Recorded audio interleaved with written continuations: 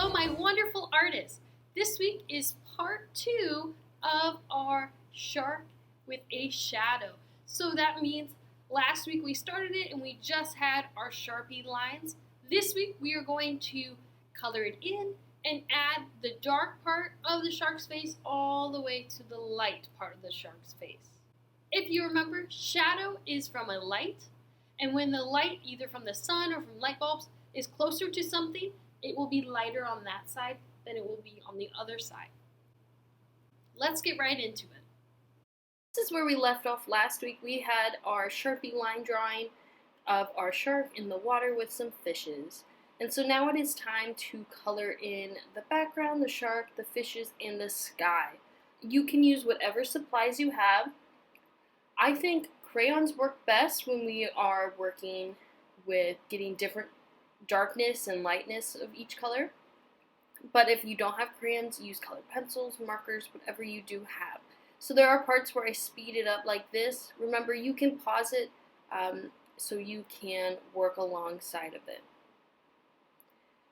So I did my water. If right now you're thinking, oh, I didn't add any fishes, or they weren't, I could add something else. You could do that right now if you'd like with a crayon. But I am making sure I cover all the white spaces of the ocean. Next, I'm using a different blue, a lighter blue, for the sky, and I'm doing this with colored pencil. And we have a little bitty sky just at the top of our paper, so I'm coloring that in.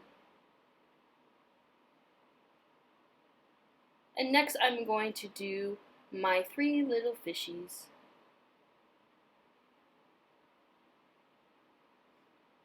So I'm doing 3 different colors. I'm sorry that this got blurry. But in each fish, I added an eye and some scales. They're really itty bitty, but I just did some wavy lines for the scales and a dot for the eye.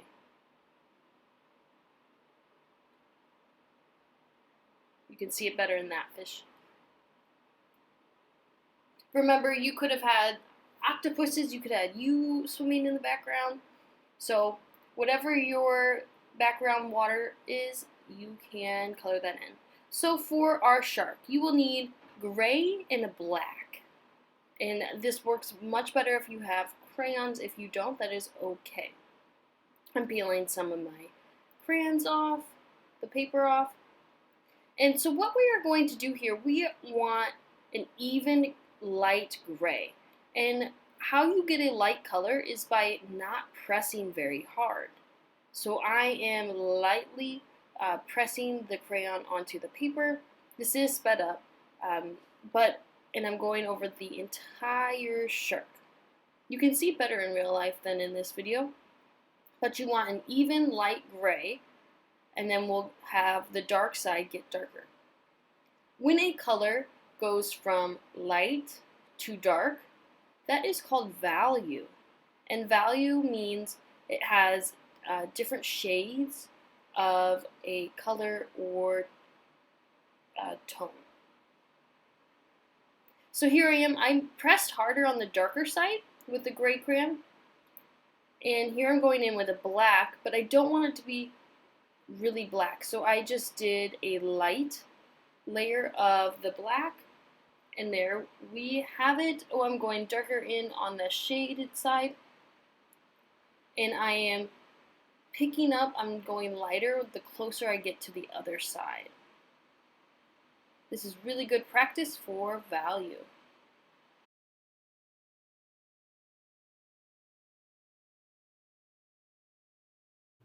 Woohoo! We are totally finished with our value shark.